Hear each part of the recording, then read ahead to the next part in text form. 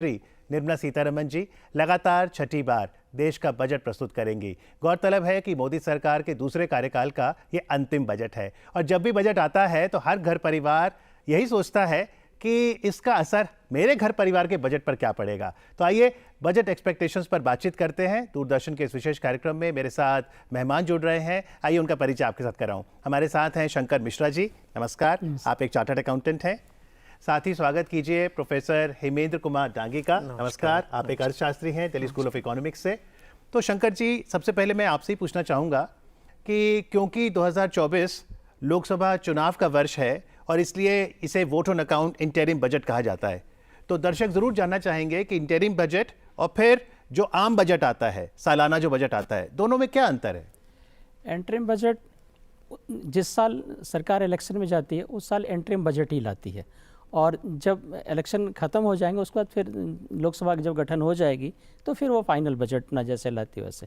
फ़र्क दोनों में ये क्या है कि इंटरिम बजट जो है वो breakdown of the expenditure and income of the government, लेकिन जो उसके अंदर कोई पॉलिसी मेकर नहीं होगा, उसके अंदर कोई गवर्नमेंट की कोई बड़ा अनाउंसमेंट नहीं होगा ताकि जो पब्लिक पे इन्फ्लुएंस करे, ताकि उससे जो इलेक्शन प्रभावित ना हो। जी बिल्कुल। और हमने देखा कि बजट सत्र बीते कल 31 जनवरी से शुरू हुआ, जब प्रेसिडेंट श्रीमती द्रौपदी मुर्मू ने दोनों सदनों को एड्रेस किया और उसके बाद जो एक परंपरा है कि बजट की पूर्व संध्या पर एक आर्थिक सर्वेक्षण आता है, कल जो सामने आया वो इंडियन इकोनॉमी का एक रिव्यू था, 74 पन्ने का दस्तावेज। क्या विशेष बातें थी उसमें? जी, तो जैसा अभी आपने बात बताई कि चूँकि पूर्व ये इलेक्शन से पहले का बजट है तो इसलिए गवर्नमेंट फुल फ्लेजेड बजट नहीं दे पाती है, और इसी तरह से जो हर साल इकोनॉमिक सर्वे आता है वो सर्वे ना आके एक रिव्यू रिपोर्ट आई है, वो भी एक तरह से शॉर्ट सिनॉप्सिस है। रिव्यू रिपोर्ट जो है वो आपका सर्वेक्षण का ही एक पार्ट है, और जो हमें समझ में आया इस रिव्यू में जो सामने निकल के आई कुछ बातें, इसमें दो पार्ट में इस रिव्यू रिपोर्ट को इसको लिखा गया है। एक पार्ट में मेनली ये बताया गया कि आज़ादी के बाद से अब तक की जो सिचुएशन है, इंडियन इकोनॉमी कैसी रही वो, और आगे गवर्नमेंट की क्या पॉलिसी और फोकस है उसके बारे में इसमें बात की गई है। और इसमें ये पूरा बताया गया कि कैसे कॉलोनियल टाइम से पहले, मतलब ब्रिटिश टाइम से पहले हमारा इकोनॉमी में कितना अच्छा कंट्रीब्यूशन था, और कॉलोनियल पीरियड के बाद वो कंट्रीब्यूशन जो योगदान था हमारा वो कम रह गया, और फिर कैसे भारतीय अर्थव्यवस्था की एक यात्रा कैसी रही उसके बारे में बताया गया। जैसे बजट तो आगामी वित्त वर्ष के लिए है, 24-25 के लिए, और सर्वेक्षण या सर्वे मौजूदा वित्त वर्ष, तो इस वर्ष किस तरह की प्रगति रही अगर हम ग्रोथ रेट की बात करें? जी, तो जैसा कि पिछले बजट में आपने देखा होगा कि प्रेडिक्शन था या अनुमान था कि हम 7% से ग्रो करेंगे, तो ये एक बहुत अच्छा संकेत है कि हम लगभग 7% से ग्रो करें, और अभी जो वापस से अनुमान है वो 7% का है।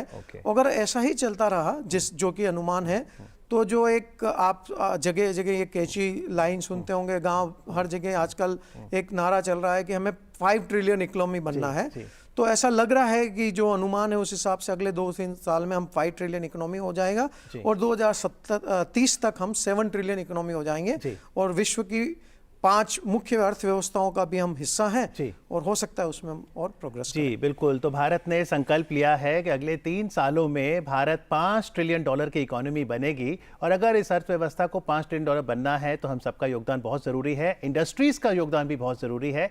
तो चलिए, देश की राजधानी दिल्ली से तो ये कार्यक्रम प्रसारित हो रहा है, लेकिन देश की कमर्शियल कैपिटल चलते हैं मुंबई, जहाँ पर ऑनलाइन माध्यम से हमारे साथ जुड़ रहे हैं डॉक्टर शरद।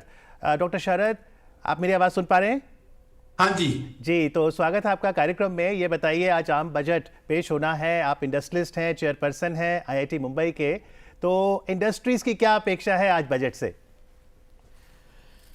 जैसे कि कहा गया है अभी कि ये अंतरिम बजट है, इसमें कोई बहुत बड़ी पॉलिसी अनाउंसमेंट की संभावना नहीं है, लेकिन फिर भी इंडस्ट्री की दृष्टि से हमें चाहिए कि जो रिसर्च एंड डेवलपमेंट की बजट के अंदर प्रावधान किया गया है वो बहुत कम है। मेरे को लगता है उसको थोड़ा बढ़ावा देना चाहिए। कुछ अर्जेंट बातें हैं, जैसे पॉलिटिक्स चल रही है और जियो इकोनॉमिकल सिचुएशन चल रही है, उसके अंतर्गत अभी इकोनॉमी बहुत डाउन है यूरोप की और कुछ हद तक अमेरिका की भी, और ग्रोथ रेट हम देख रहे हैं वर्ल्ड वाइड कम हो रहा है, तो हमारे इंडस्ट्री को, हमारे निर्यातकों को कुछ सपोर्ट की आवश्यकता है। तो एक तो पहले प्रावधान था 35(2)(ab, तो जिसके अंदर वेटेड डिडक्शन दिया जाता था, तो कुछ कैलिब्रेट करके उस प्रावधान को वापस लाना चाहिए। दूसरी एक अहम रिक्वायरमेंट अभी जो है बहुत ही जरूरी, वो ये है कि आत्मनिर्भरता, भारत की आत्मनिर्भरता के अंतर्गत हमें हमारी एक फ्रेट लाइन होनी बहुत जरूरी है। हमारे पास में बल्क कार्गो लाइन तो SCI है, लेकिन कंटेनर शिप कोई नहीं है। और ये बात मैं अलग अलग प्लेटफॉर्म से 2 साल से कहते आया हूँ कि कोई भी हिसाब से हमें कंटेनर लाइन हमारी इंडिया की होनी बहुत जरूरी है। इसके लिए बजट में शिपिंग लाइंस के लिए थोड़ा सा प्रावधान होना चाहिए। और इसके अलावा हमारी जो टेक्सटाइल इंडस्ट्री है, ये टेक्सटाइल इंडस्ट्री जो है वो बहुत सफर कर रही है, लोकली भी और निर्यात में भी, तो उसको सपोर्ट देने की आवश्यकता है। तो मैं सोचता हूं कि बजट में कम से कम ये जो अहम चीजें हैं इनके ऊपर ध्यान दिया जाए। जी डॉक्टर शरद, शुक्रिया आपके इनिशियल विचारों के लिए। पर अगर हम जो मौजूदा वित्त वर्ष है उसका बजट देखें तो पिछले साल 45 लाख करोड़ का एक्सपेंडिचर, 27 लाख करोड़ का राजस्व, कैसी प्रगति रही इन टर्म्स ऑफ रेवेन्यू? क्या डायरेक्ट इनडायरेक्ट टैक्सेस का कलेक्शन अच्छा रहा? डायरेक्ट इनडायरेक्ट टैक्सेस का कलेक्शन बहुत अच्छा रहा। सिर्फ जनवरी में GST का कलेक्शन 1.72 लाख करोड़ है, तो ये बहुत अच्छा, ये सेकंड हाईएस्ट GST रेजिम का है ये। जी, तो बिल्कुल ये चार्ट आप देख सकते हैं। और इसमें अंतिम महीना जनवरी का जो कल ही संपन्न हुआ है उसमें ही देखिए कि मासिक कलेक्शंस GST जो कि इनडायरेक्ट टैक्स है 1.7 लाख करोड़ से ज़्यादा। प्रोफेसर साहब, लगातार हर महीने GST का कलेक्शन काफ़ी अच्छा होता है, तो इनडायरेक्ट टैक्स की कलेक्शन काफ़ी अच्छी रही इस साल। जी, और जैसा कि आपने बताया है कि गवर्नमेंट के पास एक बजट का मेन तात्पर्य क्या है? बजट का मेन तात्पर्य है कि अगर मैं एक सामान्य व्यक्ति हूं तो मैं अपने खर्चे और आय के बारे में एक लेखा ब्यौरा बनाता हूँ। कोई फॉर्मल तरीके से बनाता है, कोई इनफॉर्मल तरीके से बनाता है, राइट। अगर मैं एक सर्विस क्लास हूँ तो मैं कहूँगा कि मेरी इनकम क्या क्या हो सकती है और मेरे एक्सपेंडिचर क्या क्या है, मेरे खर्चे क्या है और मेरी आमदनी क्या है। गवर्नमेंट भी एक तरह से, गवर्नमेंट का कोई ऐसी फिक्स सैलरी इनकम तो है नहीं, तो गवर्नमेंट भी एक एंटरप्राइज की तरह अपने कुछ आय के स्रोत डिसाइड करती है और कुछ खर्चे देखती है। उन आय के स्रोतों में जैसे आपने बोला कि एक तो आपका प्रत्यक्ष रूप से जो कर है, डायरेक्ट टैक्सेस हैं, जो मेरे कितनी बार सैलरी पे पहले ही कट के आ जाता है, जो मैं कमा रहा हूं वो, और जो एक बहुत बड़ा इंपॉर्टेंट कंपोनेंट है। और अगर आप देखा जाए तो टोटल अगर गवर्नमेंट 100 रुपए कमाती तो 85 रुपए हमारे टैक्सेस के थ्रू आते हैं। तो उसमें बहुत बड़ा कंट्रीब्यूशन, बहुत बड़ा योगदान जो है आपका GST का है। जी बिल्कुल। तो डायरेक्ट टैक्स हो या इनडायरेक्ट टैक्स, दोनों में ही अब तक 9 महीनों में टैक्स बॉयंसी देखी गई है। तो टैक्स पेयर्स को हम बधाई देते हैं कि राष्ट्र निर्माण के लिए आप योगदान दे रहे हैं। एक छोटे से ब्रेक के लिए रुकेंगे और ब्रेक के उस पार हम जरूर जानेंगे, क्योंकि 2024 नववर्ष में हम देख रहे हैं इनोवेशन पे बहुत बल है। तो अगर स्टार्टअप्स की बात करें तो आखिरकार आज अंतरिम बजट से उनकी क्या अपेक्षा है? ब्रेक के बाद। Special housing loan scheme for women. Rate of interest at 8.35%. Zero processing charges, no prepayment charges. Takeover of loans at zero cost. Now is the right time to be a woman home buyer. ग्रामीण अर्थव्यवस्था के संरक्षक agriculture insurance company of India. AIC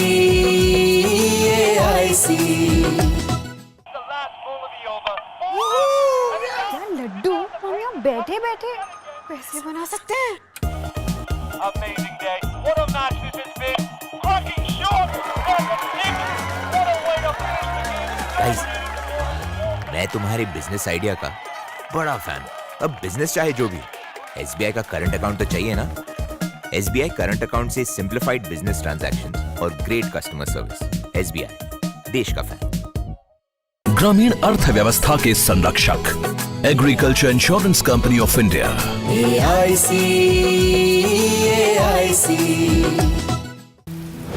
मौसम को अपने passion के बीच जो नहीं आने देते, मैं उनका फैन हूं।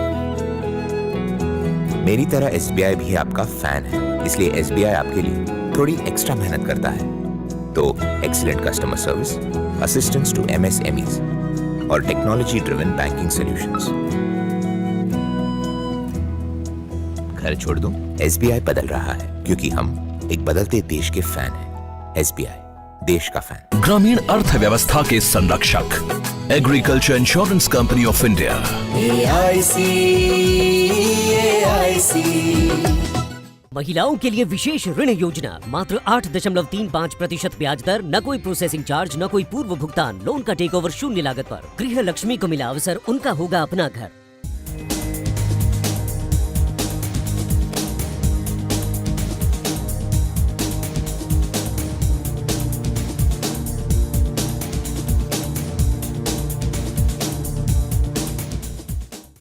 प्रस्तुत होगा संसद पर और दूरदर्शन पर आप देख रहे हैं प्री बजट, हमारा ये विशेष कार्यक्रम जहां पर हम बात कर रहे हैं कि आखिरकार आम बजट से हम लोगों की अपेक्षाएं क्या हैं। और कार्यक्रम में अब हमारे साथ जुड़ गए हैं संजय भारद्वाज जी। नमस्कार, गुड मॉर्निंग। आप फाउंडर हैं एक स्टार्टअप के जो कि मेंटल हेल्थ स्पेस में है और जहां पे एक टेक्नोलॉजी को भी यूज़ किया जाता है। तो ये बताइए, स्टार्टअप पे हमने देखा है गत वर्षों पे बहुत बल दिया गया है, स्टार्टअप्स की क्या अपेक्षा है आज अंतरिम बजट से? देखिए, इस समय एक लाख से ज़्यादा स्टार्टअप्स हैं हिंदुस्तान में और एमएसएमई हैं, और स्टार्टअप्स जो है $1 ट्रिलियन की इकॉनमी के ऊपर इसमें कंट्रीब्यूट कर रही है। हमारी एक्सपेक्टेशन ये है कि गवर्नमेंट जो है थोड़े से फंड्स जो है स्टार्टअप्स के लिए और एलोकेट करे। जो स्टार्टअप फेज में है, उसके एंजल फेज में है, उसके बाद वो वीसी फेज पे लेके जाएं और उसको मार्केट की अपॉर्चुनिटी भी क्रिएट करें। और कुछ ऐसी they have to create such terms and condition और ऐसी फ्रेमवर्क क्रिएट करना चाहिए जहाँ पे स्टार्टअप आर्टिफिशियल इंटेलिजेंस हो गया और मशीन लर्निंग हो गया और रोबोटिक्स हो गया, इस तरह के स्टार्टअप्स को और बढ़ावा मिले। जी बिल्कुल, यानी स्टार्टअप्स को और बढ़ावा देने के लिए आज देखना होगा कि वित्त मंत्री के पिटारे से क्या सामने निकल के आता है। डॉक्टर शरद सराफ हमारे साथ मुंबई से जुड़े हुए हैं। डॉक्टर शरद से हम ज़रूर और पूछेंगे बातचीत, लेकिन अगर हम टैक्सेशन की बात करें खासतौर पे स्टार्टअप्स के लिए, तो टैक्स के किस तरह के इंसेंटिव्स हैं?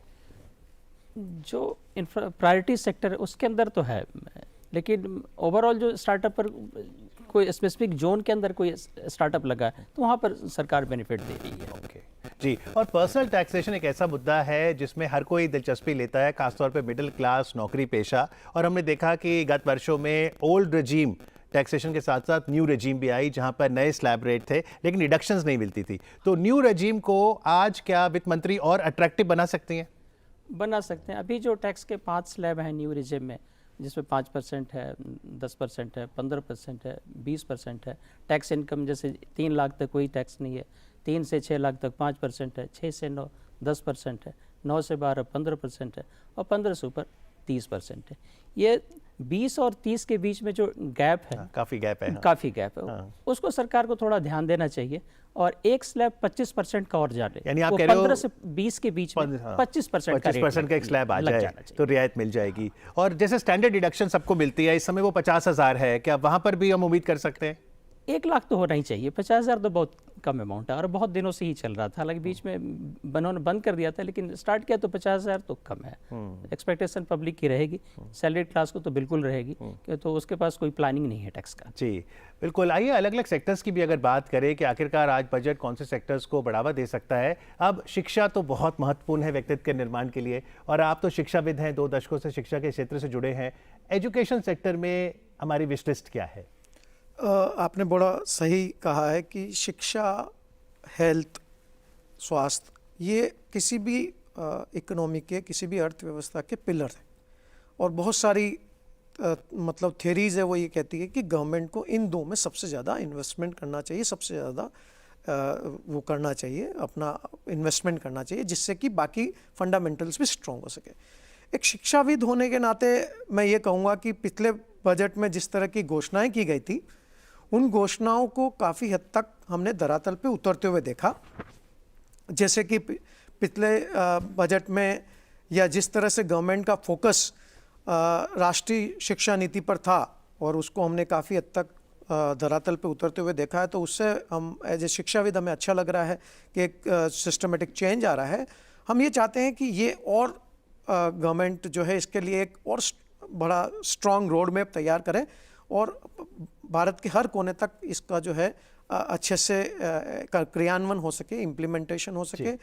रिसर्च फाउंडेशन को लेके गवर्नमेंट ने पिछली बार अनाउंसमेंट किया था, वो भी बहुत ही अप्रिशिएटिंग था। हम चाहते हैं कि इसका एक इकोसिस्टम बनाया जाए और क्योंकि भारत अब जो आप बता रहे हैं कि इकोनॉमी में अगर हम कंपेयर कर रहे हैं, विकसित भारत की अगर परिकल्पना कर रहे हैं और डेवलप नेशन की तरह हम अपने आप को देख रहे हैं, तो उसमें शिक्षा बहुत महत्वपूर्ण रोल प्ले करने वाला है और उसमें भी रिसर्च बहुत इंपॉर्टेंट रोल प्ले करने वाला है। तो हमारी उम्मीदें एज ए शिक्षाविद ये है कि कुछ ऐसा ब्लूप्रिंट गवर्नमेंट की तरफ से आए जिससे रिसर्च पे और फोकस हो। और एक फोकस एरिया गत वर्षों में हमेशा बजट में रहा है, वो है इंफ्रास्ट्रक्चर। और अब जब बजट आता है तो हमने देखा है कि रेलवे बजट भी इसके साथ मर्ज हो जाता है। तो इंफ्रास्ट्रक्चर में चाहे रेलवे की बात हो, एयरपोर्ट्स की, पोर्ट्स की, इस दिशा में आज क्या हो सकता है? आज होटल इंडस्ट्री की को ज़्यादा उम्मीद है कि शायद हमें होटल इंडस्ट्री वाले को भी इंक्लूड करें इंफ्रास्ट्रक्चर, होटल को भी और टूरिज्म को भी इंफ्रास्ट्रक्चर का मायना दोनों में करें। क्यों तो होटल अभी तक जो सरकार सोच रही है, जो भी लोग सोच रहे हैं वो लग्जरी है, बट होटल अब लग्जरी नहीं, अब नेसेसिटी बन जा रही है। क्यों तो इतना स्ट्रेस है पब्लिक के अंदर, तो उसे भी कहीं भी जो है ना उसको रिलीज करने के लिए होटल चाहिए, टूरिज्म चाहिए, तो that's should be come in the infrastructure. जी, तो क्या टूरिज्म को प्रायोरिटी सेक्टर माना जाएगा? क्या होटल रेस्टोरेंट्स को इंफ्रास्ट्रक्चर के दायरे में लाया जाएगा? ये भी एक विश लिस्ट है। लेकिन जैसे आपने कहा स्ट्रेस की बात, और आपका स्टार्टअप मेंटल हेल्थ में है, तो हेल्थ में आज हम क्या फोकस देख सकते हैं, खासतौर पर मानसिक सेहत पर? अभी जो गवर्नमेंट का जो बजट है अराउंड 1000 करोड़ के करीब का है मेंटल हेल्थ में, और कुछ इंस्टीट्यूट की तरफ जाता है। तो गवर्नमेंट को चाहिए कि स्टार्टअप जो है, स्टार्टअप बेसिकली इकोनॉमी में जो ऑलरेडी जो इकोनॉमी में 1.03 ट्रिलियन के लॉसेस कर रहा है, एफिशिएंसी लॉसेस, $1 अगर हम स्टार्टअप्स में स्पेंड करते हैं, $4 का रिटर्न्स मिलता है। अच्छा। हाँ जी, तो ये WHO के फिगर्स है, मेरे अपने नहीं है। तो स्टार्टअप्स और मेंटल हेल्थ जो है वो एक इकॉनमी और नेशन बिल्डिंग में बहुत इंपॉर्टेंट काम कर सकता है, और गवर्नमेंट को इसमें फोकस बनाना चाहिए। और स्टार्टअप में नई टेक्नोलॉजीज़ आ रही हैं जो हम यूज़ कर सकते हैं, जो कि मास मार्केट के लिए यूज़ कर सकते हैं। हम पूरे इंडिया में जो 1.4 बिलियन पीपल हैं, उनको कैसे उनकी मेंटल हेल्थ को इम्प्रूव कर सकते हैं, बेसिक लेवल पे कैसे उनको हम असेस कर सकते हैं, फिर उसके बाद क्या प्रोग्राम्स उसके साथ हम गवर्नमेंट चला सकती हैं, ये सारी चीज़ें गवर्नमेंट को एक स्ट्रेटजी के रूप में लेके आनी है। जी, आपको क्या लगता है कौन से ऐसे क्षेत्र हैं जहां पर स्टार्टअप की संभावनाएं ज़्यादा हैं 2024 और अगले 2-4 सालों में? मेरा ख्याल है जो आर्टिफिशियल इंटेलिजेंस है और मशीन लर्निंग है, रोबोटिक्स है, स्पेस टेक्नोलॉजी है, ये एरियाज़ जो हैं ये अपकमिंग एरियाज़ है। अगले 5 से 10 साल में इसमें आप बहुत सारा मूवमेंट देखेंगे। पर इसके लिए फिर क्या ये महंगी आती है टेक्नोलॉजी? इसके लिए एक तरह से कैपिटल एक्सपेंडिचर की ज़रूरत है? नहीं, गवर्नमेंट ने फ्रेमवर्क बना रखे हैं, कुछ इंस्टीट्यूट्स हैं जहाँ पे गवर्नमेंट पब्लिक प्राइवेट पार्टनरशिप के तहत में काम कर रही है, और इसको अगर जैसे बड़े इंस्टीट्यूट्स हैं या फिर जो स्टार्टअप्स के जो स्टार्टअप्स करना चाह रहे हैं उनके साथ काम करें तो उनका कैपिटल एक्सपेंडिचर कम हो सकता है। गवर्नमेंट ने ऑलरेडी ऐसी स्कीम्स बना रखी है।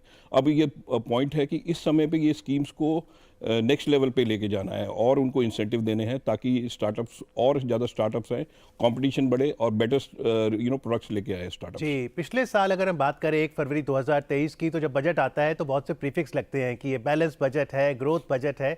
तो पिछले साल के बजट को ग्रोथ बजट कहा गया क्योंकि शंकर जी 45 लाख करोड़ का जो टोटल एक्सपेंडिचर था उसमें 10 लाख करोड़ कैपेक्स, इतना पहले कभी नहीं देखा गया। तो क्या जब कैपिटल एक्सपेंडिचर में देश का बजट ज़्यादा फोकस करता है तो उससे ग्रोथ अपॉर्चुनिटीज़ बढ़ती हैं? बिल्कुल, अगर जब तक हम कैपिटल एक्सपेंडिचर नहीं करेंगे ना तो हमारा जो ग्रोथ कंट्री नहीं करेगा। क्यों तो पहले भी क्या होता जब रिसेशन होता तो राजा क्या करते थे, तालाब खुदवा दिया तो बहुत सारे वहाँ पर वर्कर चला गया, फिर वहाँ पर एक कॉमर्शियल एक सेटअप बन गया। तो जब तक हमारा इंफ्रास्ट्रक्चर मजबूत नहीं होगा तो वो कैपेक्स आइटम है, कैपिटल एक्सपेंडिचर ही जो है जो हमारी ग्रोथ को बहुत आगे तक लेके जाएगी। जी। और इसके लिए चाहे गवर्नमेंट को अपनी रिसोर्स तो है ही है, जो हमारे टैक्सेशन तो है ही है।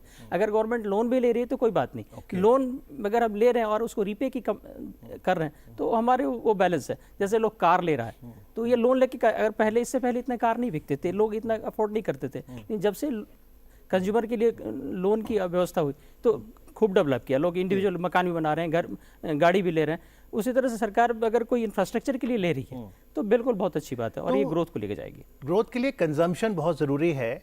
अब अर्बन क्षेत्रों में तो हम देखते हैं कंजम्पशन होती है, लेकिन अर्थव्यवस्था में ज़रूरी है कि ग्रामीण क्षेत्रों में भी कंजम्पशन हो। तो rural development, rural consumption, rural infrastructure किस तरह से बढ़ रहा है?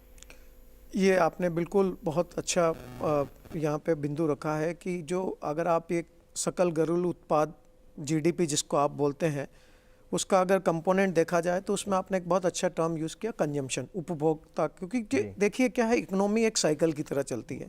अगर कोई भी एक चीज़ बनती है, जैसे इंफ्रास्ट्रक्चर क्रिएट होता है, तो उसके साथ 10 और इंडस्ट्री ग्रो करती है। तो आपने बड़ा सही कहा कि ये जो डिवाइड है, ये जो आप जो कह रहे हैं कि रूरल एरिया में या ग्रामीण एरिया में कंजम्पशन कैसे बढ़ रहा है, तो ग्रामीण एरिया में कंजम्पशन इकोनॉमी में एक अच्छा कंट्रीब्यूशन आ रहा है। हालांकि ये बात सत्य है कि ग्रामीण व्यवस्था में अभी भी काफ़ी हद तक मानसून पर हमारा प्रभाव है और उसकी वजह से ही एक पूरा साइकिल चलता है। तो ऐसा लगता है प्राइमरीली जो फोकस गवर्नमेंट का है वो बहुत ही बैलेंस फोकस, एक संतुलित सा बैलेंस चल रहा है, जिससे कि बहुत ज़्यादा निर्भरता हमारी सिर्फ मानसून पे ना रह के बाकी सेक्टर्स पे भी किया जाए, ऐसा लगता है। और आने वाले समय में ऐसा लगता है कि कुछ ऐसे नीतिगत निर्णय गवर्नमेंट लेने वाली है जिससे कि एक सस्टेनेबल कंजम्पशन रूरल एरिया में भी बढ़ेगा, जैसा कि पिछले वित्तीय वर्ष में भी हमने देखा है और इस बजट से भी हमें उम्मीद है कि कुछ ऐसे उपाय किए जाएंगे जिससे कि बढ़े। और प्रोफेसर साहब, गुरुवार की सुबह देखिए, राजधानी दिल्ली की बात करें तो झमाझम बारिश हो रही है और बूंदाबांदी तो लगी हुई है। तो मॉनसून पर हम लोग निर्भर हैं, हम कृषि प्रधान देश है संजय जी। तो अन्नदाता के लिए अगर हम बात करें, फार्मर्स के लिए, आपको लगता है कि एग्रीकल्चर स्पेस में भी स्टार्टअप्स की बहुत संभावनाएं हैं, भले वो सीड्स की बात हो, फर्टिलाइजर्स की बात हो, एग्रीकल्चर इक्विपमेंट्स की बात हो, टेक्नोलॉजी कृषि क्षेत्र से जोड़ने की बात हो? ये एग्रीकल्चर सेक्टर में बहुत सारे स्टार्टअप्स दस्तक दे रहे हैं और ये बेसिकली IoT और ड्रोन टेक्नोलॉजी को यूज़ करके आप उनकी मैपिंग करते हैं, आप उनके पिक्चर्स लेते हैं, उससे बेसिकली जो प्लांट्स की आप उनकी जो स्वास्थ्य है वो बताते हैं और उसमें उसको आप सीड्स की डिस्पर्शन के लिए आप यूज़ करते हैं। तो एग्रीकल्चर सेक्टर में बहुत नई क्रांति आ रही है और जो कि IoT, जो ड्रोन टेक्नोलॉजी और वेरियस अदर टेक्नोलॉजी, जैसे सॉइल आप माप रहे हैं कंटिन्यूसली, आप सॉइल कैसे उसकी गुणवत्ता कैसे नाप सकते हैं, तो ये सारी चीज़ों में बहुत सारे स्टार्टअप्स आ रहे हैं। जी बिल्कुल। और हमने देखा है कि बजट में FPO पर भी काफ़ी फोकस किया गया, यानी फार्मर प्रोड्यूसर ऑर्गेनाइजेशन, कि अगर शंकर जी छोटे छोटे किसान हैं, अगर वो एक समूह बना लें जैसे सेल्फ हेल्प ग्रुप होता है, तो फिर उनके लिए आसान होता है मार्केटिंग करना? बिल्कुल आसान है। उसमें सरकार टैक्सेशन की रिबेट भी अलग से दे रही है। अच्छा। हाँ, और ये कंपनी बनाना बहुत आसान है, FPO बनाना बहुत आसान है। 10 लोग होना चाहिए या 2 प्रोड्यूसर्स होना चाहिए कंपनी। तीसरी बात है कि इसके अंदर सरकार इसे प्रायोरिटी सेक्टर में मान रहा है और इसके लिए गवर्नमेंट बहुत जो रियायत हो सकती है वो दे रही है, ताकि जो किसान जो भी बना रहा है प्रोडक्ट वो मार्केट तक इजीली पहुंचे। तो जब आप कहते हैं कि ये सेक्टर प्रायोरिटी सेक्टर जैसे कृषि क्षेत्र, इसका मतलब ये हुआ कि फिर जब बैंक के पास वो जाएंगे ऋण लेने तो उनको सस्ती दरों पे मिलेगा फाइनेंस? सस्ती दरों पे मिलेगा और आसानी से मिलेगा। पेपर वर्क्स काफ़ी कम होंगे इसके अंदर। जी, हेल्थ की बात करना चाहूँगा क्योंकि हमारे जीवन की सबसे बड़ी संपत्ति हमारी सेहत। तो खुदा न खास्ता अगर हम बीमार पड़ जाएं तो दवाई भी लेनी पड़ती है। अब हमने देखा कि प्रधानमंत्री जन औषधि योजना पे बल दिया गया, तो क्या उम्मीद करें कि जन औषधि सेंटर्स और बढ़ेंगे? बिल्कुल बढ़ेंगे। अभी तक जो जन औषधि केंद्र हैं वो तकरीबन 10,000 हैं। सरकार की ये उम्मीद है कि इस बार इसे 25,000 के ऊपर लेके जाएंगे, ताकि वहाँ पर 50 से लेकर 90% दवाई सस्ती मिलती है बाकी जगहों से। जी, तो सरकार जरूर इस पे काम करेगी। जी, और 15 अगस्त 2023 को माननीय प्रधानमंत्री जी ने घोषणा भी की थी कि 10,000 से अब ये 25,000 का टारगेट रहेगा। लेकिन जैसे आपने GDP वर्ड यूज़ किया, प्रोफेसर साहब आप तो अर्थशास्त्री हैं, GDP कैसे कैलकुलेट होता है? और भारत सर्विसेज में तो काफ़ी अच्छा कर रहा है, फाइनेंशियल सर्विसेज की तो कैपिटल बन गई है, लेकिन वो कहते हैं जी अगर $5 ट्रिलियन बनना है तो मैन्युफैक्चरिंग पे भी बल देना होगा। क्या हमारे GDP में हम मैन्युफैक्चरिंग सर्विसेज दोनों में बल दे रहे हैं? बिल्कुल, आपने बड़ा अच्छा क्वेश्चन पूछा है कि GDP है क्या। GDP का मतलब ये हुआ कि देश की जहाँ पर पॉलिटिकल बाउंड्रीज हैं, मतलब किसी भी देश में जो चीज़ें प्रोड्यूस हो रही हैं, चाहे या तो आप उसको वस्तुएं मान लीजिए या सेवाएं मान लीजिए, उन सब का जो मैं अगर जोड़ दूं, जैसे A ने इतना प्रोड्यूस किया, B ने इतना प्रोड्यूस किया, मान लिया जाए कि रिलायंस जियो ने इतना बिजनेस कंट्री में किया, सैमसंग ने इतना किया, मैंने इतना कंट्रीब्यूट किया, एक पॉलिटिकल बाउंड्रीज में हम सब ने मिलकर अर्थव्यवस्था में कितना एग्रीगेट कर दिया, ये GDP है। और अभी कितना है तकरीबन ये GDP अभी हम क्लोज टू 3 ट्रिलियन मान रहे हैं और हमारा 5 ट्रिलियन का है। तो आपने भी कहा कि जैसे 5 ट्रिलियन बनना है तो हमें मैन्युफैक्चरिंग साइड में आना पड़ेगा। वो मैन्युफैक्चरिंग साइड आना बहुत ज़रूरी है, आपने बिल्कुल सही कहा कि, और अभी जो चैलेंजेस भी लिखे हुए हैं, जो आप रिव्यू को जो आपने लिखा है, उसमें एक चैलेंज ये जरूर लिखा हुआ है कि ग्लोबल सप्लाई चेन में डिसरप्शन अब आ रहा है ना, और जियोपॉलिटिकल कंडीशन अब जो है थोड़ी सी चेंज हो रही है रशिया यूक्रेन वार के बाद। अभी आपने कहा हमास वॉर, इसके बाद से ना अब एक काइंड ऑफ प्रोटेक्शनिज्म वापस से जो है हम डीग्लोबलाइजेशन की तरफ जाने की कोशिश, पहले ही प्राथमिकता अपनी दे रहा है। भारत के संदर्भ में अच्छी बात यह है कि 140 करोड़ की आबादी, तो हमारी तो डोमेस्टिक कंजम्पशन ही बहुत है, बहुत अच्छा है। और वो कंजम्पशन अगर अच्छा है तो हमारा जीडीपी और रिजिलियंस, एक रिजिलियंस वर्ड होता है कि जब इकोनॉमी कितनी रिजिलियंट है, मतलब बाहर से कितने ही आक्रमण हो, बाहर से कितने ही, जैसे कोविड एक आया, कोविड के दौरान आपने देखा कि विश्व की बाकी सारी अर्थव्यवस्था चरमरा गई, वो खराब हो गई, परेशान हुई, पर भारत ने वो बाउंस बैक कर दी। तो ये एक बहुत अच्छा संकेत मैं जो अर्थशास्त्री मानता हूँ कि 7% का जो हम रिजिलियंट इकोनॉमी है, उसमें अब जो ये गवर्नमेंट का of let make in India campaign है, जिसका अब रिजल्ट आने शुरू हुए हैं। अब बहुत सारे सेक्टर को ये कहा गया है कि आपको इंडिया में ही बनाना पड़ेगा। ये पॉलिसी, चूंकि ये परिवर्तन एकदम ओवरनाइट नहीं आ जाते, एकदम से नहीं आ जाते, तो इसमें जो है अब गवर्नमेंट इसमें वोकल फॉर लोकल की बात कर रही है, यहीं पे प्रोडक्शन की बात कर रही है। ये करना पड़ेगा, इसके बिना हम 5 ट्रिलियन इकोनॉमी नहीं बन बिल्कुल। मैन्युफैक्चरिंग की जहाँ तक बात है तो गवर्नमेंट कई स्कीम्स लाई है, जैसे कि PLI, production linked incentive scheme, और लगातार बजट्स में MSME जो लघु उद्योग हैं हमारे, उनको कैसे बढ़ावा दिया जाए। और जब इंफ्रास्ट्रक्चर की बात आती है तो हमारे जहन में कभी कभी संजय जी सिर्फ पुल, पोर्ट्स, एयरपोर्ट्स आते हैं, लेकिन मौजूदा दौर डिजिटल इंफ्रास्ट्रक्चर का है। तो UPI देखिए कैसे बड़ी क्रांति हुई, उसी क्रम में अब ONDC, open network digital commerce की बात हो रही है। आपको लगता है डिजिटल इंफ्रास्ट्रक्चर से बहुत मदद मिलेगी? गवर्नमेंट ने ऑलरेडी फ्रेमवर्क बनाया हुआ है डिजिटल इंफ्रास्ट्रक्चर का, जैसे आपने ONDC की बात की, जैसे आपने UPI की बात की, एक जैसे भाषिणी करके है जो लैंग्वेज प्रोसेसिंग के ऊपर है, काफ़ी काम कर रहा है। तो ये बेसिक इंफ्रास्ट्रक्चर है, इनके बेसिस पे आपकी सेकेंडरी और टर्शरी जो स्टार्टअप्स हैं वो डेवलप होंगी और वो इकोनॉमी में कंट्रीब्यूट करेंगी।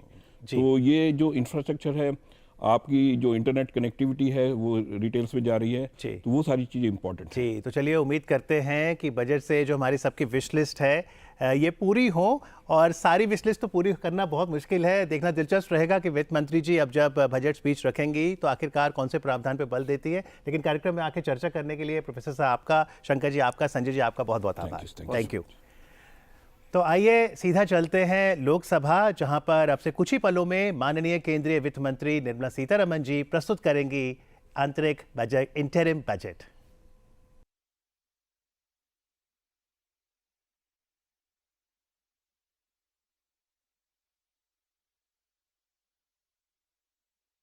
माननीय सभासदों, माननीय अध्यक्ष जी,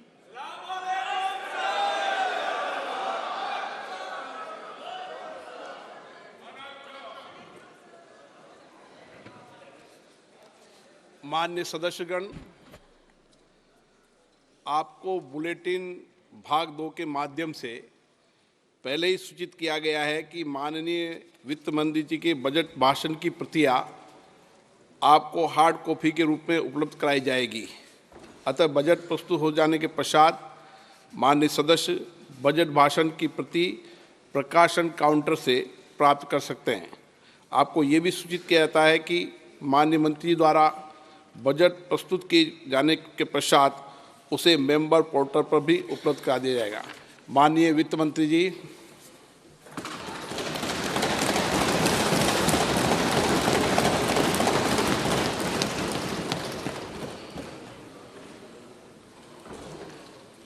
Honorable Speaker, I present the interim budget for 24-25.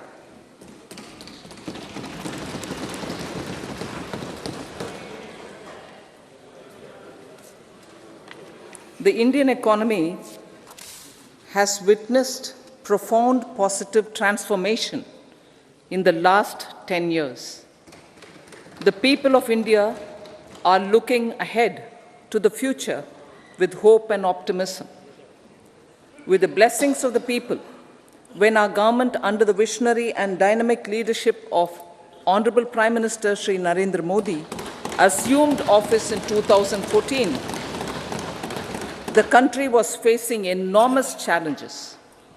With Sabka Saath, Sabka Vikas, As its mantra, the government overcame those challenges in right earnest. Structural reforms were undertaken.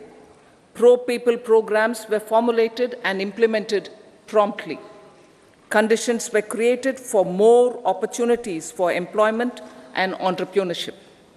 The economy got a new vigor. The fruits of development started reaching the people at scale.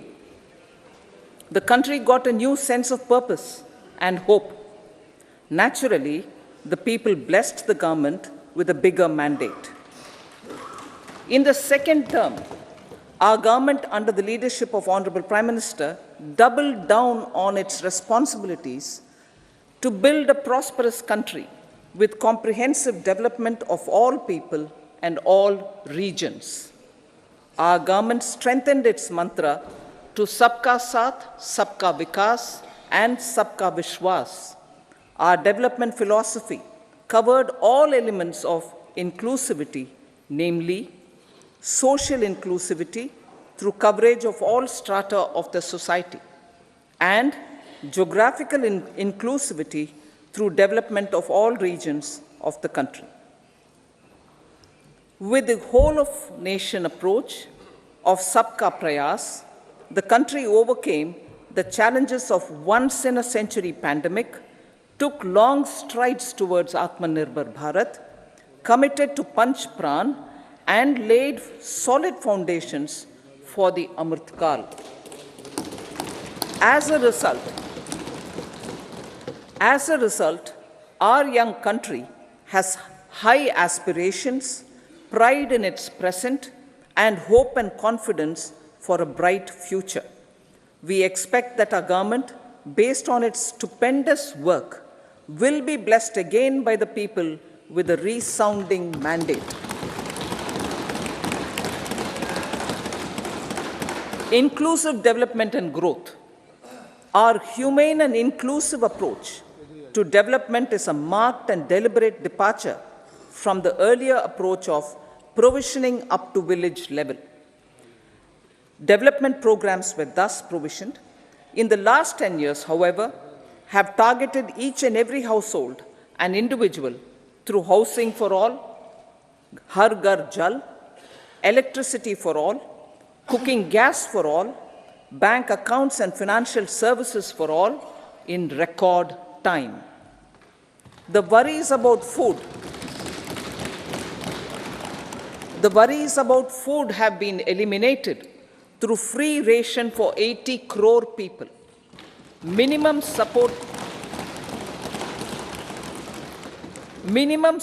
prices for the produce of Annadata are periodically increased appropriately. These and the provision of basic necessities have enhanced real income in the rural areas. Their economic needs could be addressed, thus spurring growth and generating jobs. Social justice. Our government is working with an approach to development that is all-round, all-pervasive, and all-inclusive. Sarvangin, Sarvasparshi, or Sarvasamaveshi. It covers all castes and people at all levels. We are working to make India a Vikasit Bharat by 2047. For achieving that goal, we need to improve people's capability and empower them. Previously, social justice was mostly a political slogan. For our government, social justice is an effective and necessary governance model. The saturation approach of covering all eligible people is the true and comprehensive achievement of social justice. This is secularism in action, reduces corruption, and prevents nepotism, prevents Bhai Bhatijawad. There is transparency and assurance that benefits are delivered to all eligible people. The resources are distributed fairly. All, regardless of their social standing, get access to opportunities. We are addressing systemic inequalities that had plagued our society. We focus on outcomes and not on outlays so that the social economic transformation is achieved. As our Prime Minister firmly believes, we need to focus on 4 major castes. They are Garib, Mahilayein, Yuva and Annadata. Their needs, their aspirations and their welfare are our highest priority. The country progresses when they progress. All 4 require and receive government support in their quest to better their lives. Their empowerment and well-being will drive the country forward. Garib Kalyan, Desh Ka Kalyan.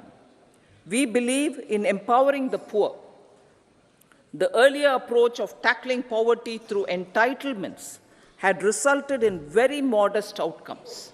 When the poor became empowered partners in the development process, government's power to assist them also increases manifold. With the pursuit of Sabka Saath, in these 10 years, the government has assisted 25 crore people to get freedom from multi-dimensional poverty. Our government's efforts are now getting synergized with energy and passion of such empowered people. This is truly elevating them from poverty. Direct benefit transfer of 34 lakh crore rupees from the government using PM Jan Dhan accounts has led to savings of 2.7 lakh crores of rupees for the government.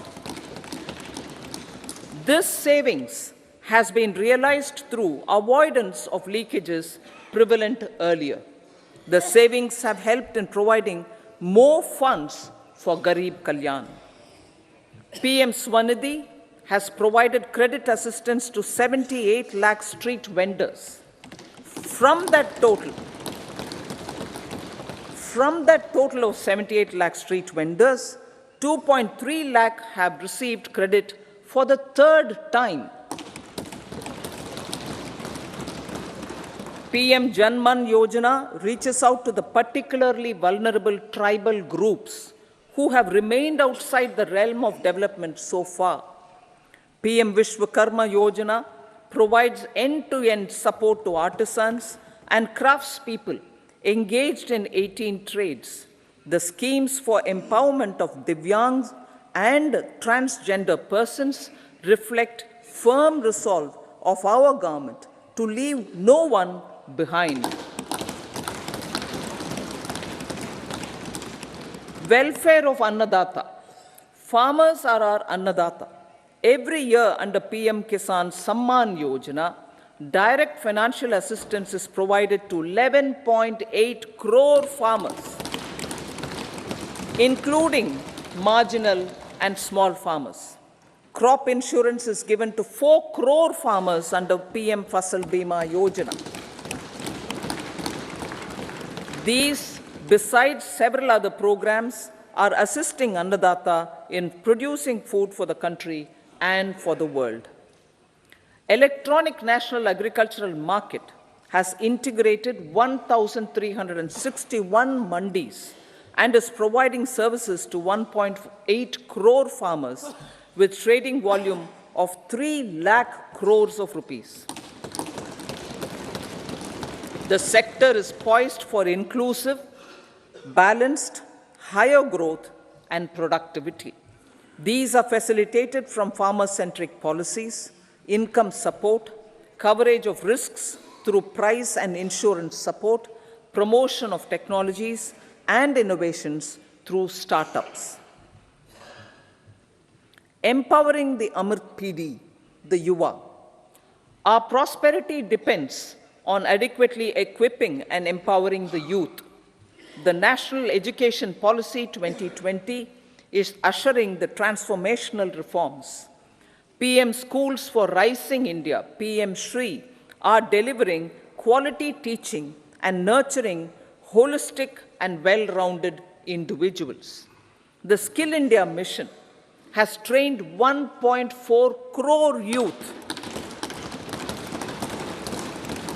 upskilled and reskilled 54 lakh youth, and established 3,000 new ITIs. A large number of institutions of higher learning, namely 7 IITs, 16 triple ITs, 7 IIMs, 15 AIMS, and 390 universities have been set up. PM Mudra Yojana has sanctioned 43 crore loans aggregating to 22.5 lakh crores of rupees for entrepreneurial aspirations of our youth. Besides that, Fund of Funds, Startup India, and Startup Credit Guarantee schemes are assisting our youth. They are also becoming Rozgar Data. The country is proud of our youth scaling new heights in sports. The highest ever medal tally in Asian Games and Asian Para Games in 2023 reflects a high confidence level.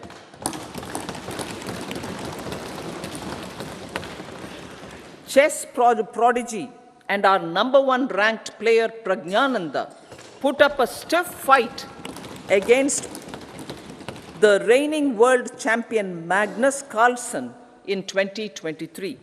Today, India has over 80 chess grandmasters compared to little over 20 in 2010. Momentum for Nari Shakti. The empowerment of women through entrepreneurship, ease of living, and dignity for them has gained momentum in these 10 years. 30 crore Mudra Yojana loans have been given to women entrepreneurs. Female enrollment in higher education has gone up by 28% in 10 years. In STEM courses, girls and women constitute 43% of enrollment, one of the highest in the world. All these measures are getting reflected in the increasing participation of women in workforce. Making triple talaq illegal, reservation of 1/3 seats for women in the Lok Sabha and state assemblies, and giving over 70% houses under PM Awas Yojana in rural areas to women, and giving over 70% houses under PM Awas Yojana in rural areas to women as sole or joint owners have enhanced their dignity. Exemplary track record of governance, development, and performance. Besides delivering on high growth in terms of gross domestic product, the government is equally focused on a more comprehensive GDP, that is, governance, development, and performance. Our government has provided transparent, accountable, people-centric, and prompt, trust-based administration with citizen first and minimum government, maximum governance approach. The impact of all-round development is discernible in all sectors. There is macroeconomic stability, including in the external sector. Investments are robust. The economy is doing well. People are living better and earning better, with even greater aspirations for future. Average real income of the people has increased by 50%. Inflation is moderate. People are getting empowered, equipped, and enabled to pursue their aspirations. There is effective and timely delivery of programs and of large projects. Economic management. The multi-pronged economic management over the past 10 years, as complemented people-centric, inclusive development. Following are some of the major elements. 1. All forms of infrastructure, physical, digital, or social, are being built in record time.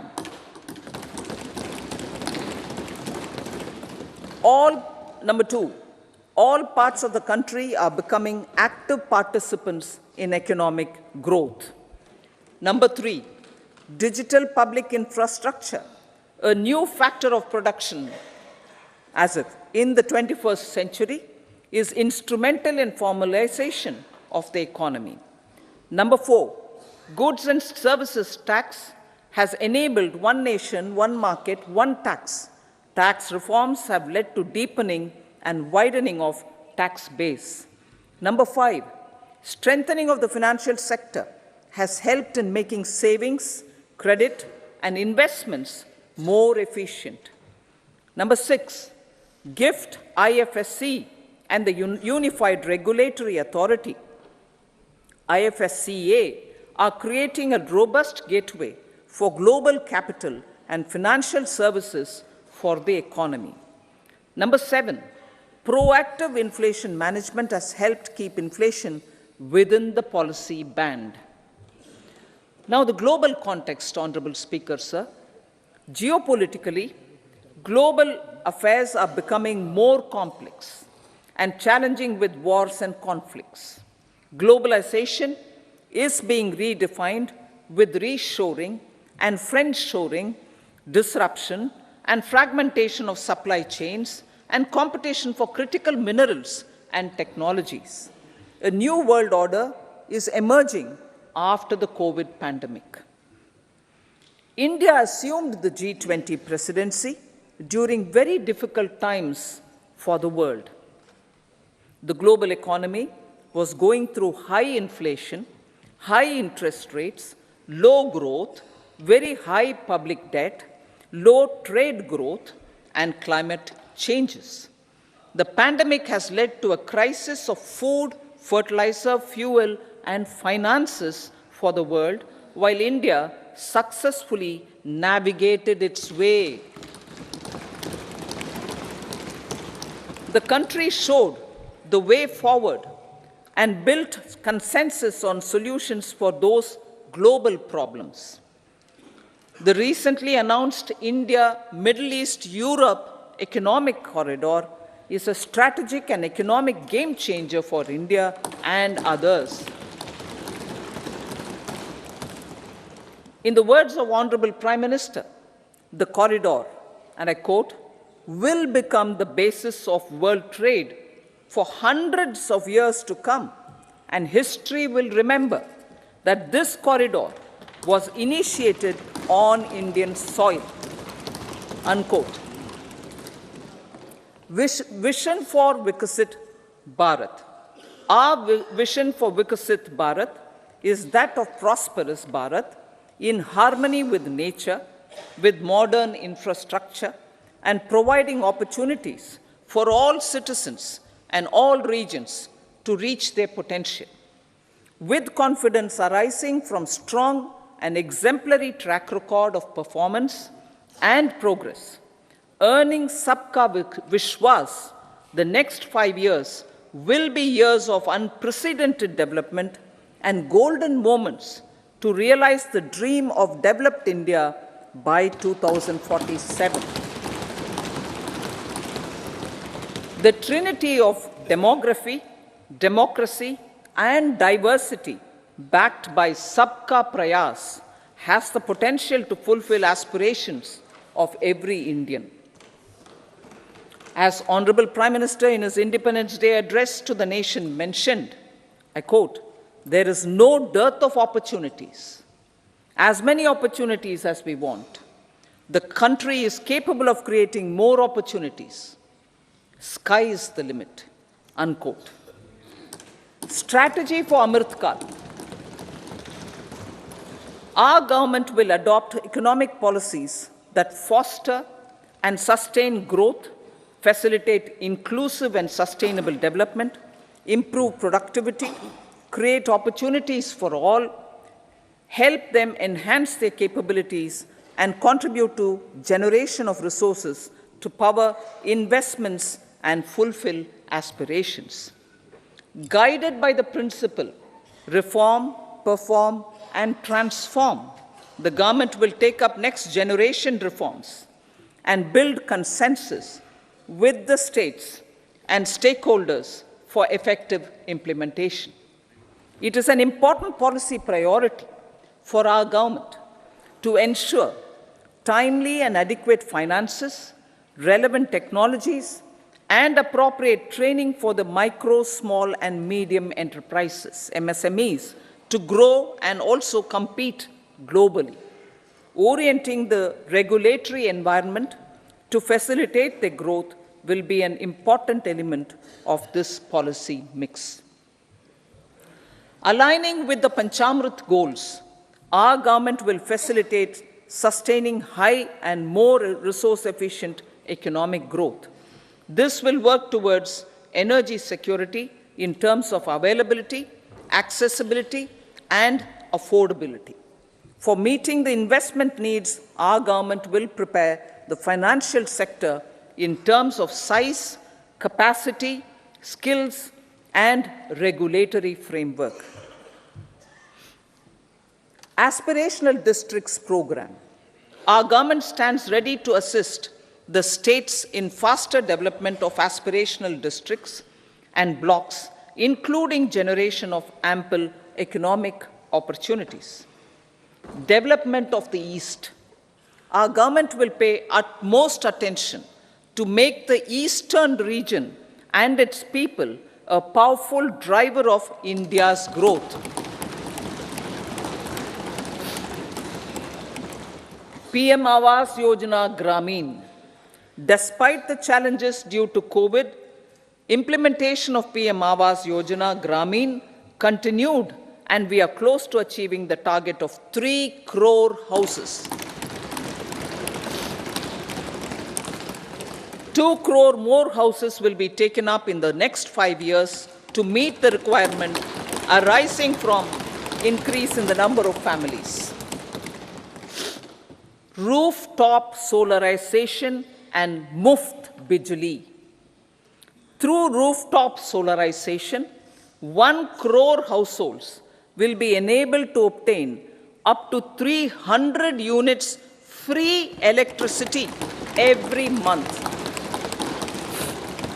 This scheme follows the resolve of Honorable Prime Minister on the historic day of consecration of Sri Ram Mandir in Ayodhya. Following benefits are expected. Savings up to 15 to 18,000 rupees annually for households from free solar electricity and selling the surplus to the distribution companies. Charging of electric vehicles. Entrepreneurship opportunities for a large number of vendors for supply and installation. Employment opportunities for the youth with technical skills in manufacturing, installation, and maintenance. Housing for middle class. Our government will launch a scheme to help deserving sections of the middle class, and I quote from Honorable Prime Minister's words, living in rented houses or slums or chawls and unauthorized colonies, unquote, to buy or build their own houses. Medical colleges. Several youth are ambitious to get qualified as doctors. They aim to serve our people through improved healthcare services. Our government plans to set up more medical colleges by utilizing the existing hospital infrastructure under various departments. A committee for this purpose will be set up to examine the issues and make relevant recommendations. Cervical cancer vaccination.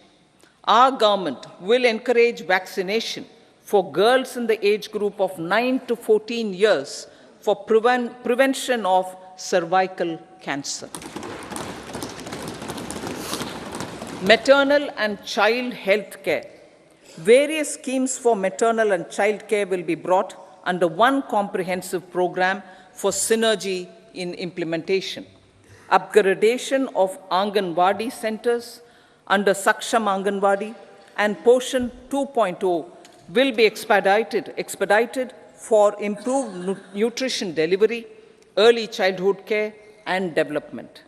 The newly designed U-Win platform for managing immunization and intensified efforts of Mission Indradhanush will be rolled out expeditiously throughout the country.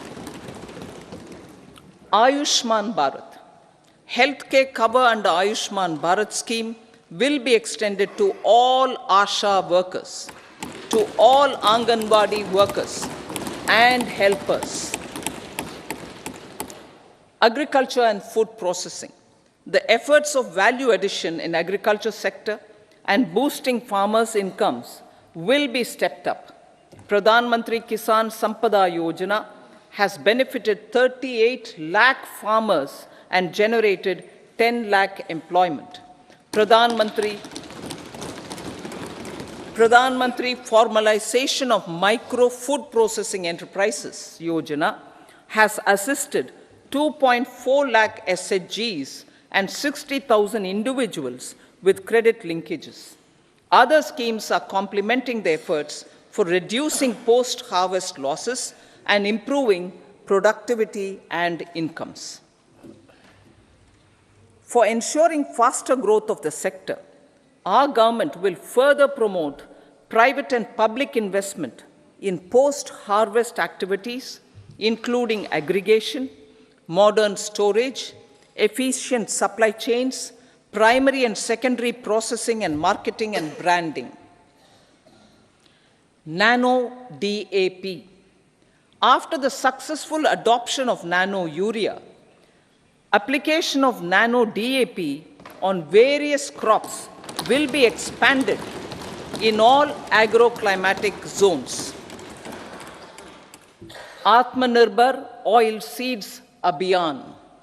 Building on the initiative announced in 2022, a strategy will be formulated to achieve Atmanirbharta for oil seeds such as mustard, groundnut, sesame, soya bean, and sunflower.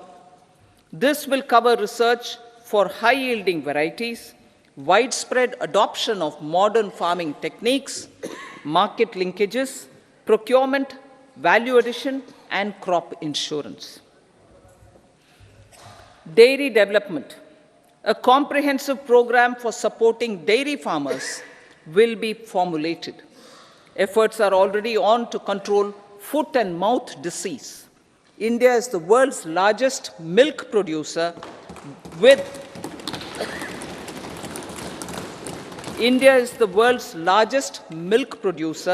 but with low productivity of milch animals.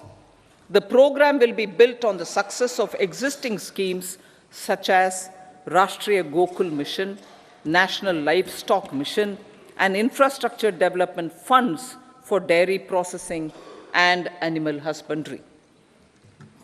Matsya Sampada.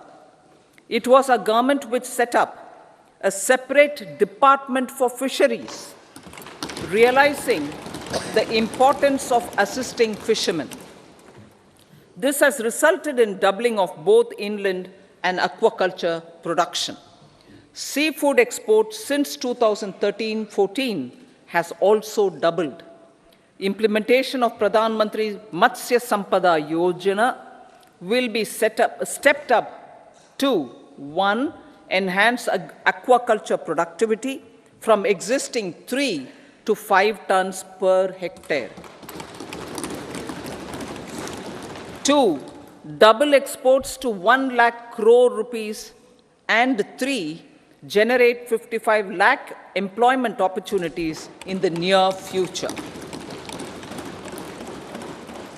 5 integrated aqua parks will also be set up. Lakpati Didi.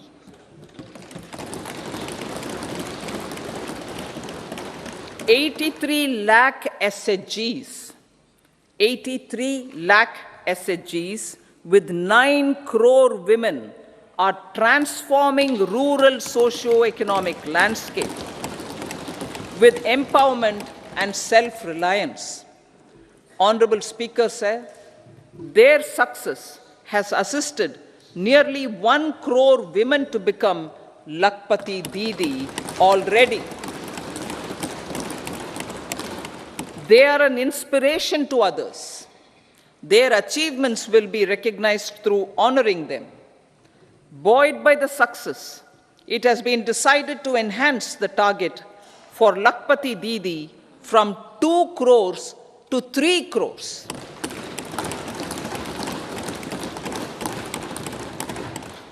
Technological changes, new age technologies, and data are changing the lives of people and businesses. They are also enabling new economic opportunities and facilitating provision of high-quality services at affordable prices for all, including those at the bottom of the pyramid. Opportunities for India at the global level are expanding. India is showing solutions through innovation and entrepreneurship of its people. Research and innovation for catalyzing growth, employment, and development. Prime Minister Shastri, Prime Minister Lal Bahadur Shastri gave the slogan of Jai Jawan, Jai Kisan. Prime Minister Vajpayee, Atal Bihari Vajpayee ji, made that Jai Jawan, Jai Kisan, Jai Vigyan. Prime Minister Modi has furthered that to Jai Jawan, Jai Kisan, Jai Vigyan, and Jai Anusandhan, as innovation is the foundation of development. For our tech-savvy youth, this will be a golden era. A corpus of 1 lakh crore rupees will be established with 50-year interest-free loan provided.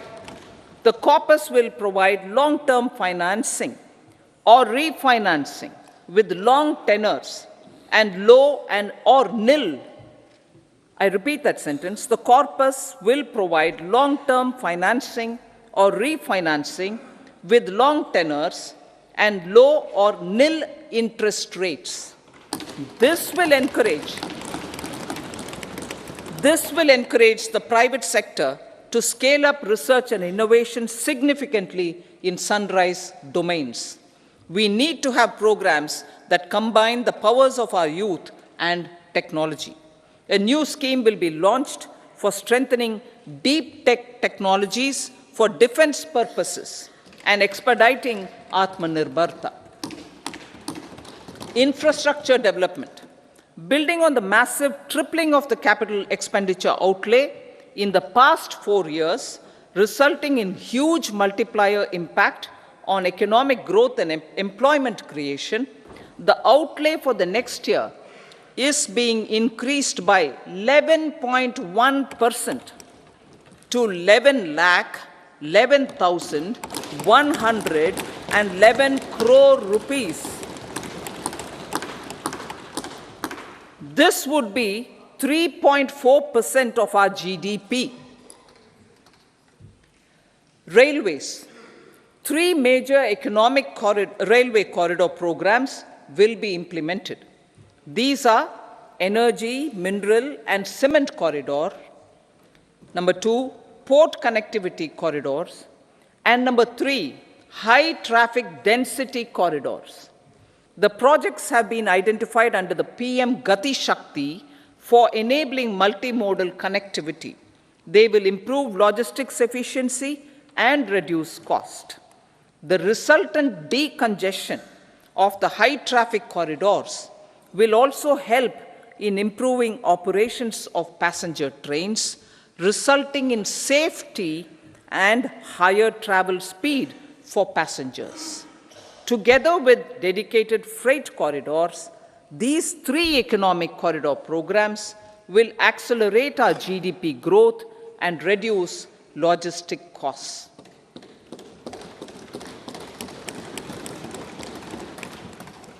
40,000 normal rail bogies will be converted to Vande Bharat standards to enhance safety, convenience, and comfort of passengers. Aviation sector. The aviation sector has been galvanized in the past 10 years. Number of airports have doubled to 149. Rollout of air connectivity to Tier 2 and Tier 3 cities under Udan scheme has been widespread. 517 new routes are carrying 1.3 crore passengers. Indian carriers have proactively placed orders for over 1,000 new aircrafts. Expansion of existing airports and development of new airports will continue expeditiously. Metro and Namo Bharat. We have a fast expanding middle class and rapid urbanization is taking place. Metro rail and Namo Bharat can be the catalyst for the required urban transformation. Expansion of these systems will be supported in large cities, focusing on transit-oriented development. Green energy. Towards meeting our commitment for net zero by 2070, the following measures will be taken. Viability gap funding will be provided for harnessing offshore wind energy, potential for initial capacity of 1 gigawatt. Coal gasification and liquefaction capacity of 100 metric tons will be set up by 2030. This will also help in reducing imports of natural gas, methanol, and ammonia. Phased mandatory blending of compressed biogas in compressed natural gas for transport and piped natural gas for domestic purposes will be mandated. Financial assistance will be provided for procurement of biomass aggregation machinery to support collection. Electric vehicle ecosystem. Our government will expand this and strengthen the e-vehicle ecosystem by supporting manufacturing and charging infrastructure. Greater adoption of e-buses for public transport networks will be encouraged through payment security mechanism. Biomanufacturing and biofoundry. For promoting green growth, a new scheme of biomanufacturing and biofoundry will be launched. This will provide environment-friendly alternatives such as biodegradable polymers, bioplastics, biopharmaceuticals, and bioagri inputs. This scheme will also help in transforming today's consumptive manufacturing paradigm to the one based on regenerative principles. Blue Economy 2.0. For promoting climate-resilient activities for Blue Economy 2.0, a scheme for restoration and adaptation measures and coastal aquaculture and mariculture with integrated and multi-sectoral approach will be launched. Comprehensive development of tourist centers.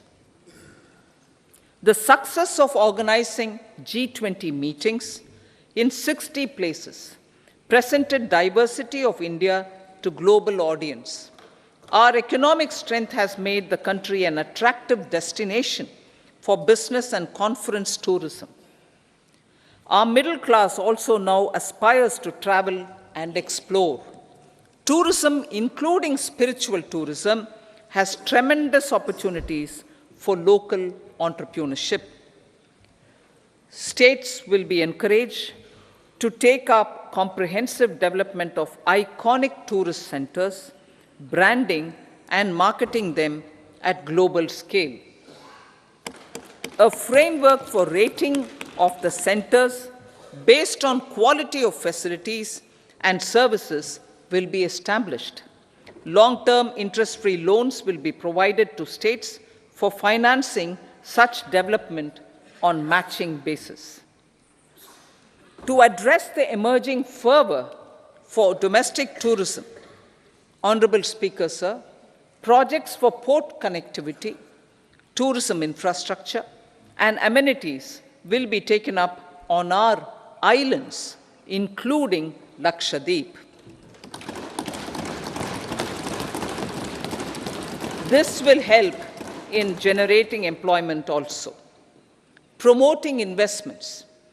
The FDI inflow during 2014 to 23 was $596 billion, marking a golden era. That is twice the inflow during 2005 to 14. For encouraging sustained foreign investment, we are negotiating bilateral investment treaties with our foreign partners in the spirit of First Develop India. FDI is First Develop India. Reforms in the states for Vikasit Bharat. Many growth and development enabling reforms are needed in the states for realizing the vision of Vikasit Bharat. A provision of 75,000 crore rupees as 50-year interest-free loan is proposed this year to support those milestone-linked reforms by the state governments. Societal changes. The government will form a high-powered committee for an extensive consideration of the challenges arising from fast population growth and demographic changes. The committee will be mandated to make recommendations for addressing these challenges comprehensively in relation to the goal of Vikasit Bharat. Amrit Kal as Kartavya Kal. Our government stands committed to strengthening and expanding the economy with high growth and to create conditions for people to realize their aspirations. Honorable Prime Minister, in his Independence Day address to the nation in the 75th year of our Republic, said, and I quote, "We commit ourselves to national development with new inspirations, new consciousness, new resolutions as the country opens up immense possibilities and opportunities. It is our Kartavya Kal." Unquote. Every challenge of the pre-2014 era was overcome through our economic management and our governance.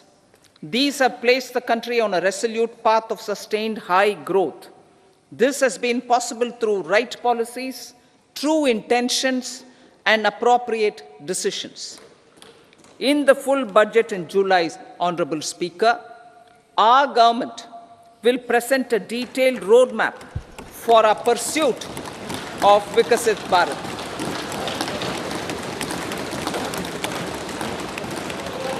Revised estimates. Revised estimates of 2023-24. The revised estimate of the total receipts other than borrowings is 27.56 lakh crores of rupees, of which the tax receipts are 23.24 lakh crore rupees. The revised estimate of total expenditure is 44.90 lakh crore rupees. The revenue receipts at 30.03 lakh crore rupees are expected to be higher than the budget estimate, reflecting strong growth momentum and formalization in the economy. The revised estimate of the fiscal deficit is 5.8% of GDP, improving on the budget estimate, notwithstanding moderation in the nominal growth estimates. Budget estimates for 2024-25. Coming to the year 2024-25, the total receipts other than borrowings and total expenditure are estimated at 30.80 and 47.66 lakh crore rupees respectively. The tax receipts are estimated at 26.02 lakh crore rupees. The scheme of 50-year interest-free loan for capital expenditure to states will be continued this year with an outlay of 1.3 lakh crore rupees.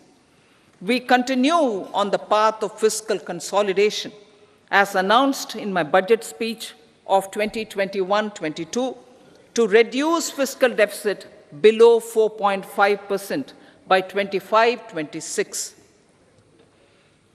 The fiscal deficit in 2024-25 is estimated to be 5.1% of GDP, adhering to that path.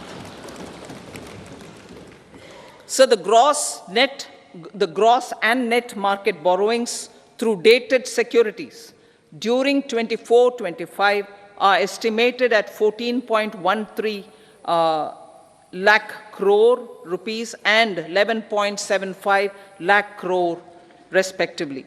Both will be less than that in 23-24.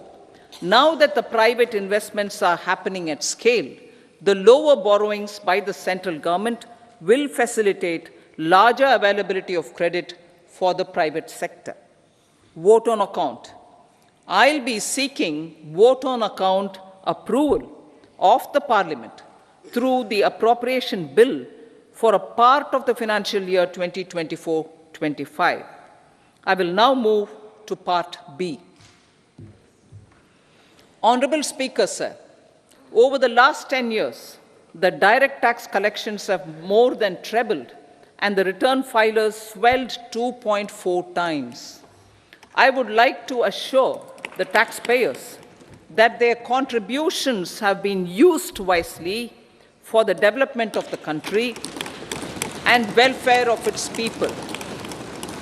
I appreciate the taxpayers for their continued support. The government has reduced and rationalized tax rates. Under the new tax scheme, there is now no tax liability for taxpayers with income up to 7 lakh rupees, up from 2.2 lakh rupees in the financial year 2013-14. The threshold for presumptive taxation for retail businesses was increased from 2 crores to 3 crores. Similarly, the threshold for professionals eligible for presumptive taxation was increased from 50 lakh rupees to 75 lakh rupees.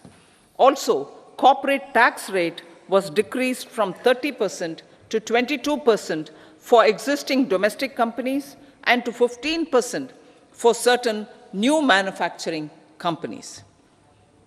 Honorable Speaker, sir, in the last 5 years, our focus has been to improve taxpayer services.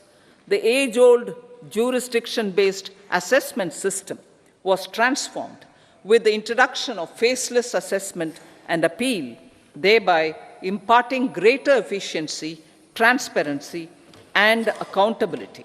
Introduction of updated income tax returns, a new Form 26AS, and pre-filling of tax returns have made filing of tax returns simpler and easier. Average processing time of returns has been reduced from 93 days in the year 2013-14 to a mere 10 days this year, thereby making refunds faster. Indirect taxation. By unifying the highly fragmented indirect tax regime in India, the GST has reduced the compliance burden on trade and industry. The industry has acknowledged the benefits of GST.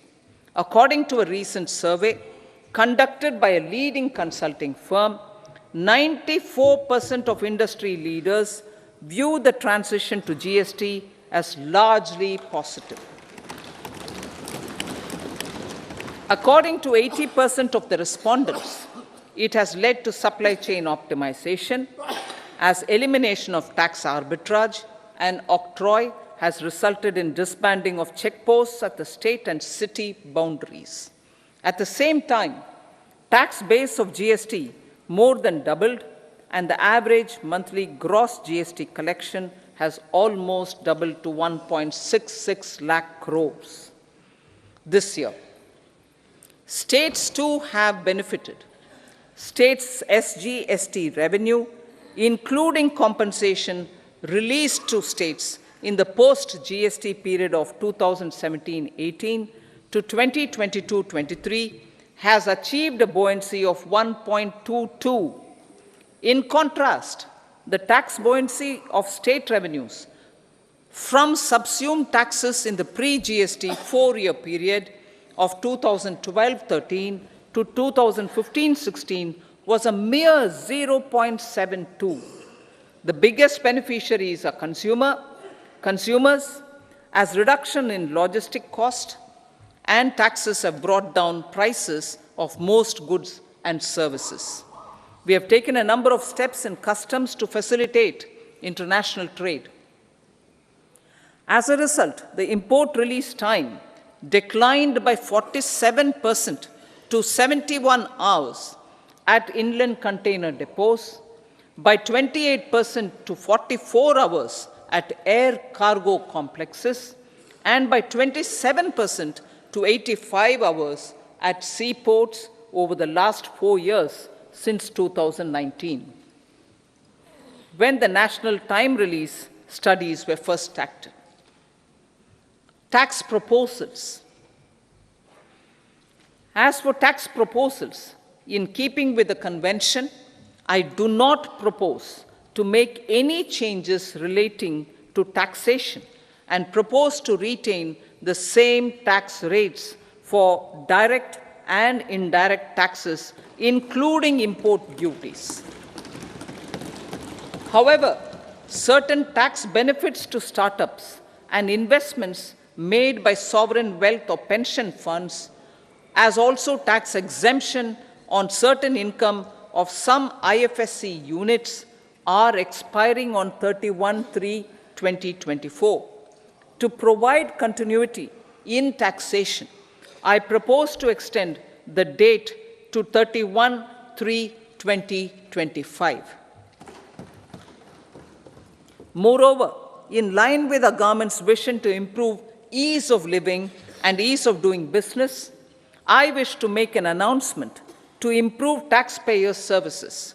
There are a large number of petty, non-verified, non-reconciled, or disputed direct tax demands,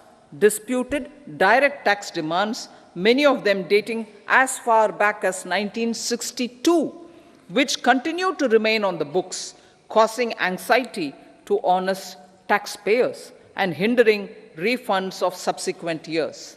Honorable Speaker, sir, I propose to withdraw such outstanding direct tax demands up to 25,000 rupees pertaining to the period up to financial year 2009-10 and up to 10,000 rupees for financial years 2010-11 to 2014-15.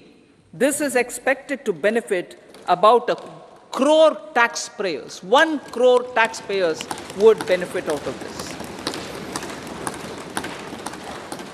Economy then and now. In 2014, when our government assumed the reins, the responsibility to mend the economy step by step and to put the governance systems in order was enormous. The need of the hour was to give hope to the people, to attract investments, and to build support for the much-needed reforms. The government did that successfully, following a strong belief of nation first. The crisis of those years has been overcome, and the economy has been put firmly on a high, sustainable growth path with all-round development. It is now appropriate to look at where we were then. I repeat, it is now appropriate to look at where we were then till 2014 and where we are now, only for the purpose of drawing lessons from the mismanagement of those years. The government will lay a white paper on table of the House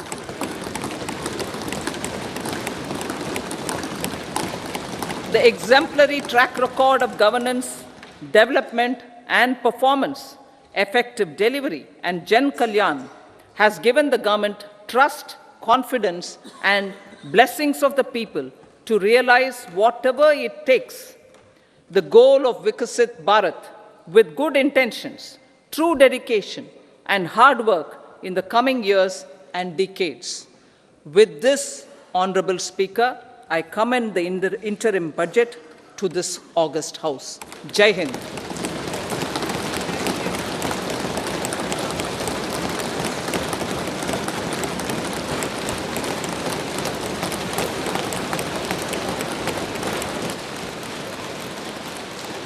item number 2 Shrimati Nirmala Sitharaman जी।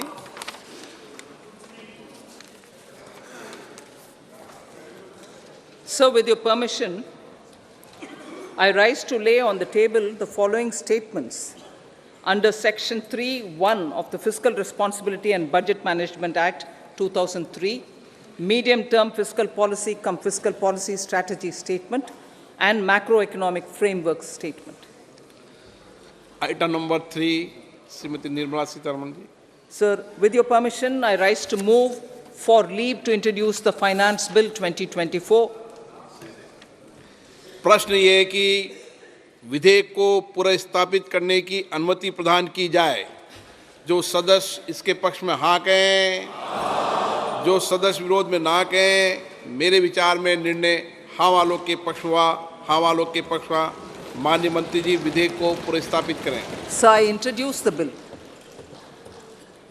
सभा की कार्रवाई शुक्रवार दिनांक 2 फरवरी 2024 को प्राप्त 11 बजे तक के लिए स्थगित की जाती है।